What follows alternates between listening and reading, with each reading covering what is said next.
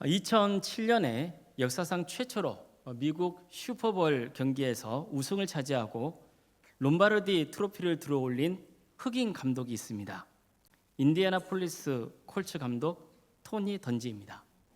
미국에서 미식축구는요 엄청난 인기 스포츠입니다. 프로 세계가 다 그런 것처럼 경쟁이 얼마나 치열한지 모릅니다. 그런 그가 영광스러운 트로피를 손에 들고 이런 말을 남깁니다. 풋볼은 풋볼일 뿐입니다. 슈퍼볼 우승도 하나님보다 위대할 수는 없습니다. 우리는 세상적인 성공을 위해 부름받은 게 아니라 신실하게 살도록 부름받았기 때문입니다. 우승 반지와 자랑스러운 명예 그리고 재산도 그리스도가 없으면 아무것도 아닙니다. 그럼 이렇게 말했습니다. 당시 뉴욕타임즈는요 모든 영광을 하나님께 돌린다는 그의 말을 대서특필했습니다. 던지는 선수들을 선발할 때도 실력보다는 인성을 우선순위에 뒀습니다. 아무리 실력이 탁월해도 인격적인 결함이 있으면 선발하지 않는 게 원칙이었습니다. 이것은 1등만 알아주는 냉정한 프로 세계에서는 있을 수 없는 일입니다. 그런데도 이 원칙을 지켰습니다. 이처럼 가장 극심한 경쟁의 장일 수밖에 없는 곳에서 성경의 원칙을 지키려고 했던 거예요. 던지는 선수들에게 신앙을 삶의 우선순위에 두라고 늘 격려했습니다. 혹시 사진 한 장 볼 수 있을까요? 이 사진은 슈퍼볼 우승 직후에 콜스팀 선수들이 던지 감독과 함께 기도하고 있는 모습이에요. 여느 팀은 우승했다 하면 뭐부터 생각할까요? 막 환호성을 지르면서 술파티 보려고 그러지 않았을까요? 그런데 이 팀은 달랐어요. 기도했어요. 정말 멋진 장면 아닙니까? 이처럼 던지 감독은 슈퍼볼 경기에서도 우승을 차지한 것은 물론이고 신앙의 성공을 선수들과 함께 이뤘던 겁니다. 하나님은 지금도 세상과 구별된 자들을 찾고 계십니다. 이런 성도들이 계속해서 세워지길 바라시는 거예요. 하나님께서 이스라엘을 택하신 것도 이런 이유 때문입니다. 세상 나라와는 질적으로 다른 나라, 하나님을 경외하고 그분의 뜻을 따르는 제사장의 나라가 되기를 원하셨던 거예요. 거룩한 백성이 되게 하려고 그들을 선택하신 겁니다.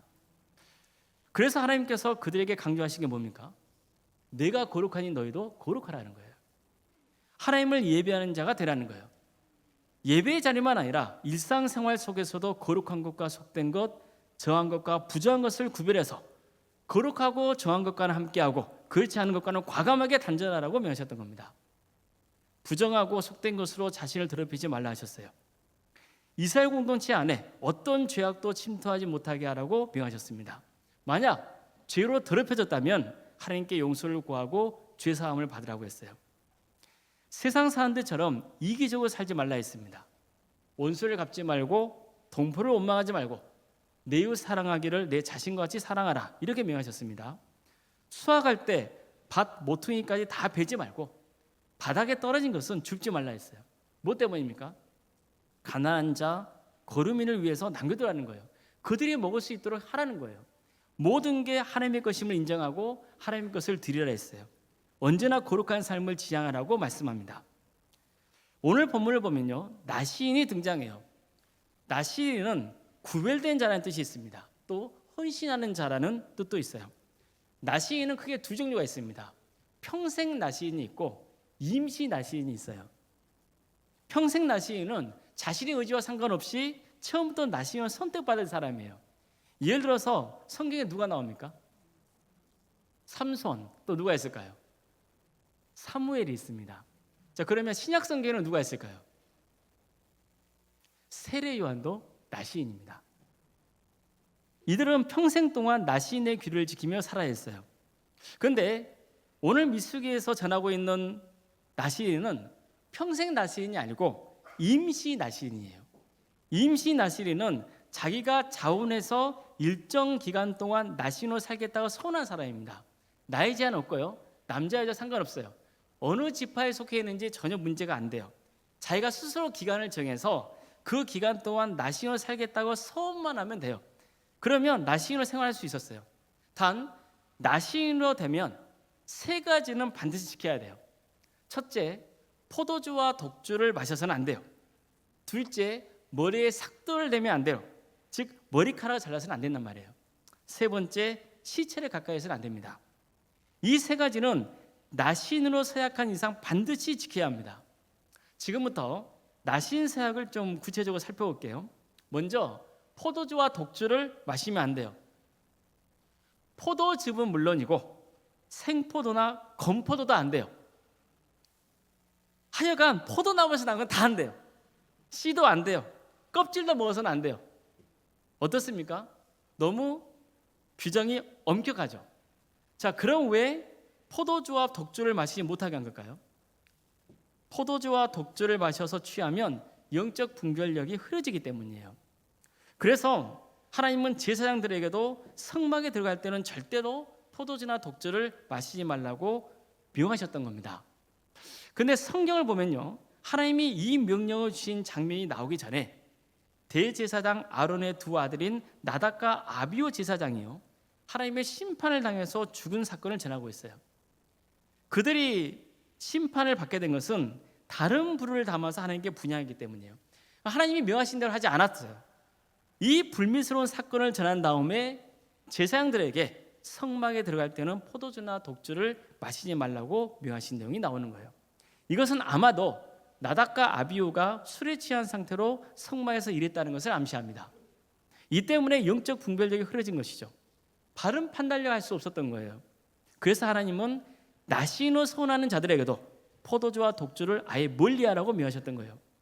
자, 지금 우리나라도 보십시오. 우리나라는 사실 술에 엄격한 편입니까? 관대한 편입니까? 좀 관대하죠. 술을 마시고 죄를 지어도 그게 정상 참작이 돼서 형량이 낮아지기도 해요. 목회자로 있다 보면요, 이런 짐을 받을 때가 종종 있어요. 절대 술을 마시지 말아야 됩니까? 성경에는 술 취하지 말라고 했지 술을 금하지는 않았지 않습니까? 이러는 거예요. 노골적으로 이렇게 말하는 사람도 있어요. 예수님도 포도주 드셨잖아요. 이러는 거예요. 사실 성경에 보면요, 하나님께서 때가 되면 세상 모든 민족을 시온산으로 부르셔서 풍성한 잔치를 열 것이고, 그때 잔치에 참여한 자들은 제일 좋은 고기와 잘 익은 포도주를 먹게 될 것이라는 말씀이 나와요. 포도주는 하나님께 바치는 제물의 종류이기도 했습니다. 성경에서 포도주는요, 하나님이 베푸시는 풍요와 축복을 상징하기도 해요. 그렇다고 해서 그럼 이제 술 편하게 마셔도 되겠네, 이렇게 오해하면 안 된단 말이에요.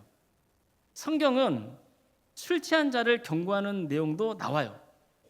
술에 취하면 많은 실수와 잘못을 저지르게 돼요. 이것을 굳이 설명 안 드려도 될 것 같아요. 우리는 다른 걸 떠나서 이 점을 늘 기억해야 돼요. 적어도 한국 사회에서 술의 문제는요, 그 사람이 성도냐 아니냐를 구별하는 중요한 기준이 되었어요. 지금은 많이 이런 부분이 약해졌지만 과거에는 특별히 그랬습니다. 이것은 역사적인 상황과도 맞물려 있어요. 선교사들이 우리나라에 와서 복음을 전하고 성도의 삶을 변화시키기 위해서 하지 못하게 했던 세 가지 대표적인 금기사항이 있습니다. 첫째, 첩을 들이지 말라는 거예요.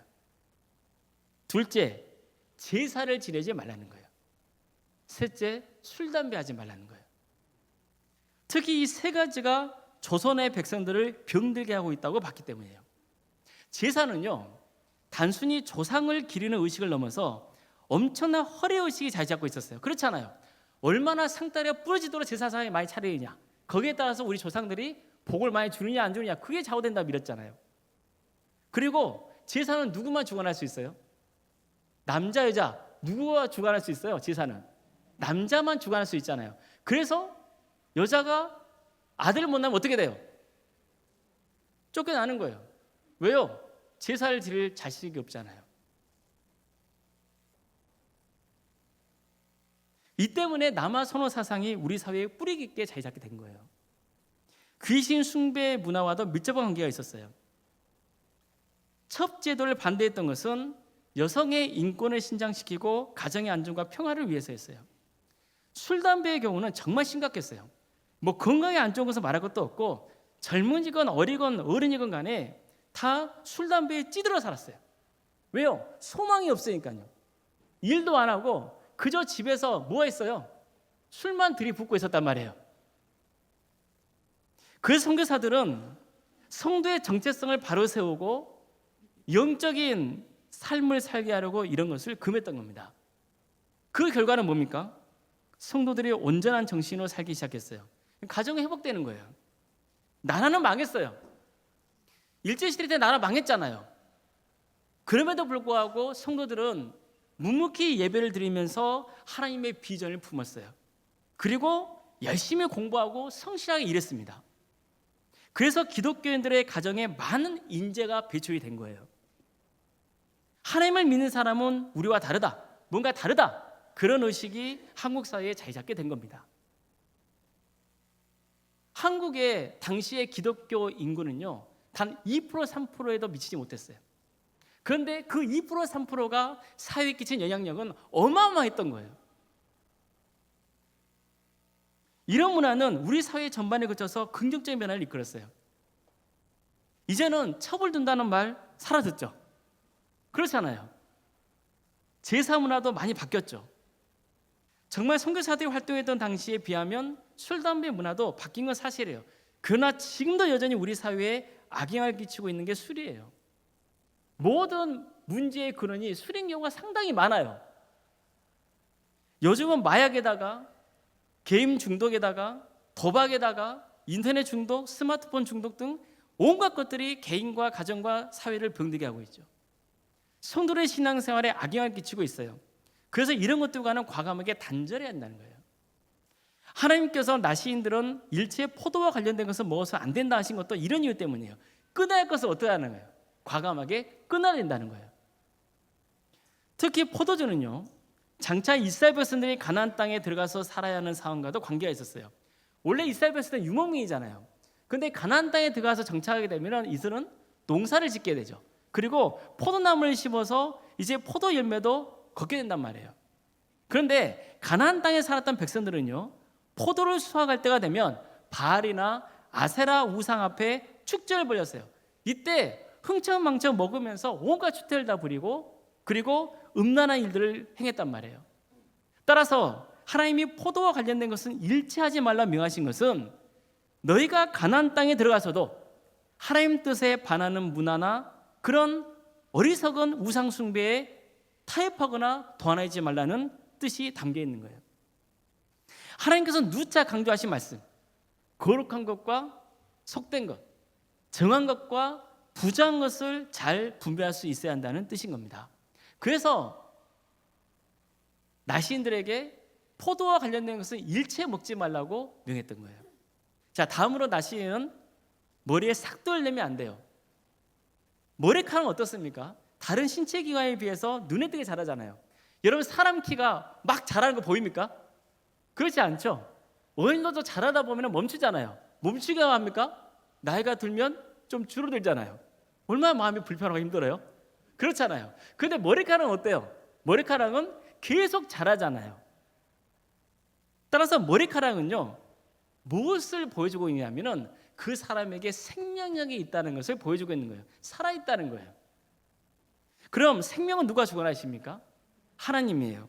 그래서 머리털은 하나님의 것이기 때문에 자르면 안 되는 거예요. 물론 우리 몸은 다 하나님의 것이에요. 그렇지만 그 중에서도 상징적인 의미로 머리카락을 하나님의 것으로 삼으신 거예요. 그렇기 때문에 나시인들에게 머리카락을 자르지 말라고 명하셨던 거죠. 또 나시인이 머리를 기르고 있는 것은요, 지금 나시인으로 헌신하고 있다는 것을 보여주는 증거이기도 했어요. 나는 지금 나시인이라는 것, 그것을 사람들 앞에서 당당히 밝히는 거죠.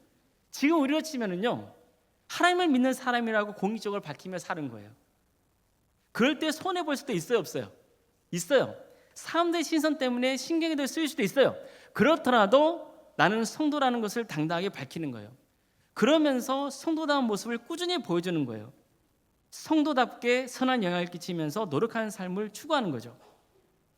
세 번째로 시체에 가까이 하면 안 된다는 것은 어떤 의미일까요? 이것은 죄와 가까이에서는 안 된다는 의미가 강한 거예요.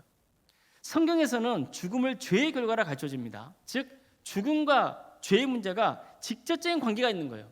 그래서 시체를 가까이 하지 말라, 만지지 말라, 이 말씀은 나시인으로 지내는 기간에 어떻게 하라는 거예요? 죄와는 완전히 멀어지라, 이것을 강조하고 있는 거예요. 그런데 이런 경우가 있을 수 있잖아요. 나시인의 길을 가다가 누구 잘 아는 사람을 만났어요. 그 이야기를 하고 있는데 갑자기 앞에 있는 사람이 쓰러지더니 죽어버렸어요. 극단적인 경우지만 이럴 수도 있잖아요. 그러면 어떻게 되는 거예요? 이 사람은요, 시체와 가까이 있잖아요. 어떻게 될까요? 그는요, 머리를 잘라야 돼요. 그리고 하나님께 제사를 드려야 돼요. 그때도 다시 시작해야 돼요. 예를 들어서 내가 1년을 나시인으로 사역을 했잖아요. 11개월이 지났어요. 이제 한 달 남았단 말이에요. 한 달 남았는데 그런 일이 벌어졌어요. 그럼 어떻게 해야 돼요? 다시 그때부터 새로운 1년을 시작해야 되는 거예요. 좀 억울할 수 있지만 어쩔 수 없어요. 그게 법이에요. 이것은 무엇을 강조하고 있는 걸까요? 그만큼 하나님께서는 죄의 문제를 심각하게 보신다는 의미예요. 지금까지 나시인으로 서원했으면 반드시 지켜야 하는 세 가지 규례를 살펴봤습니다. 어떻습니까? 만약 여러분이 당시의 이스라엘 백성들이라면 나시인으로 사역할 것 같습니까? 태어날 때부터 나시인으로 살게 되어 있으면 어쩔 수 없잖아요. 그런데 굳이 자원하면서까지 나시인으로 서원할 필요가 있을까? 이런 생각이 들 수도 있어요. 그런데 왜 나시인으로 서원한 사람들이 당시에 있었을까요? 그들은 나시인 기간을 통해서 무엇을 기대했던 걸까요? 하나님과 더 친밀해지고 싶은 마음, 하나님께 더 가까이 나아가고 싶은 마음이 있었기 때문이에요. 어떤 문제를 놓고 하나님의 뜻을 구하기 위해서 나시인으로 사역할 수도 있었어요. 또 하나님께 좀 더 헌신하고 싶은 마음에서 나시인으로 서원하는 사람들도 있었어요. 이것을 위해서 자신의 삶을 기꺼이 절제하고자 했던 겁니다. 자, 지금도 그런 마음으로 신앙생활을 분이 계실 수 있어요. 어느 날부턴가 내가 하나님과의 관계를 많이 소홀히 했다, 그런 생각이 들고 후회가 밀려오는 거예요.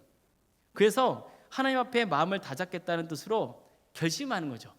내가 한 달 동안 교회에 나와서 새벽기도를 드려봐야겠다. 내가 매일 30분 정도 시간을 정해서 하나님께 드려야겠다. 그 시간에 기도를 하거나 성경을 묵상해야겠다. 내가 한 달 동안 아침을 금식하고 그 식사값을 계산해서 성경 헌금을 드려야겠다. 내년에는 수요일밤 예배로 나와봐야겠다. 금요교대로 참여해봐야겠다. 찬양대로 성대하겠다. 교사로 헌신해보겠다. 교회 청소를 한번 해보겠다. 내가 너무 스마트폰 중독에 빠져있는 것 같다.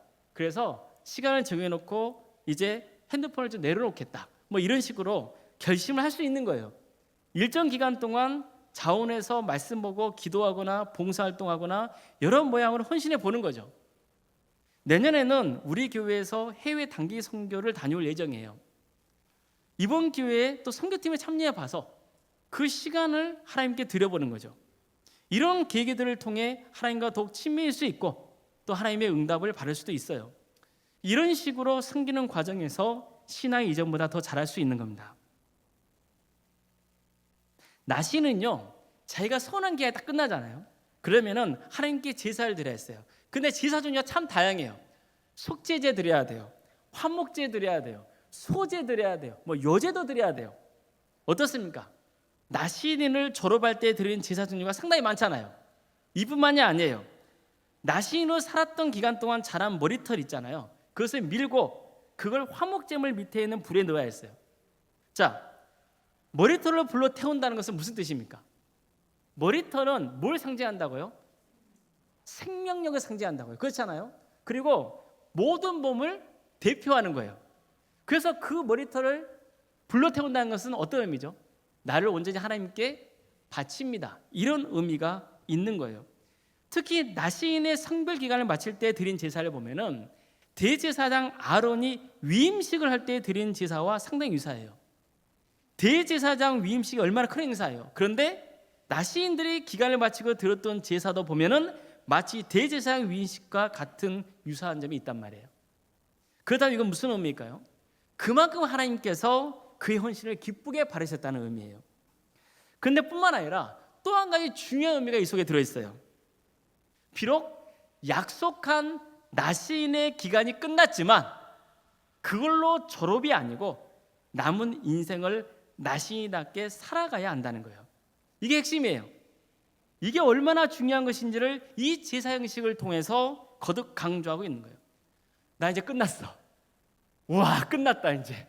나시인 끝났어. 난 자유야. 이제 내 마음대로 살 거야. 그러지 말라는 거예요.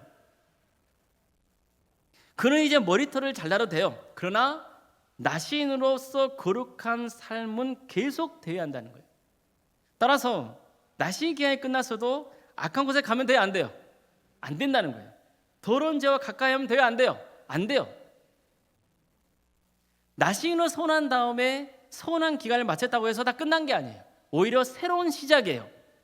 나시인 기간을 통해 정결한 삶으로 하나님께 가까워졌다면 나시인 기간이 끝났어도 계속해서 나시인답게 살아가야 하는 거예요. 오히려 나시인으로서 살아봤기 때문에 이전보다 더 신앙이 성숙해져야 되는 거죠. 그래야 나시인으로 지냈던 세월이 더 가치 있는 거죠. 처음 말씀을 전할 때 슈퍼볼 경기에서 우승을 차지했던 토니 던지 감독이 했던 말을 전해드린 적이 있어요. 풋볼은 풋볼일 뿐이다. 슈퍼볼 우승도 하나님보다 위대할 수 없다.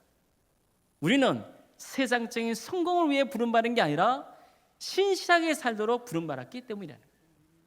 우리가 왜 부름받았다고요? 세상의 성공을 위해서 부름받은 게 아니에요. 하나님 앞에 신실하게 살도록 부름받은 거예요. 이 점을 우리가 놓쳐서는 안 되는 거예요.